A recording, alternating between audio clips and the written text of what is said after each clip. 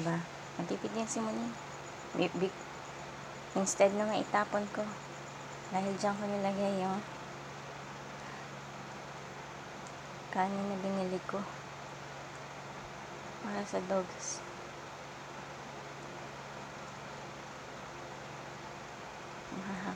Nililift ko na. At aakyat naman na ako. Kasi nilalagay.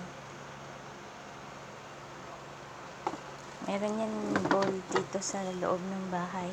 Ayaw nyo uminom ng tubig. KitKat, nakita pa to, hindi naman kinain. Paloka. Nahulog kanina. Halika na.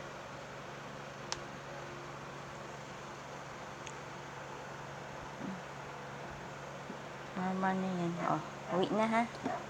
Play ka na sa labas. Wag na dyan mag-scratch pad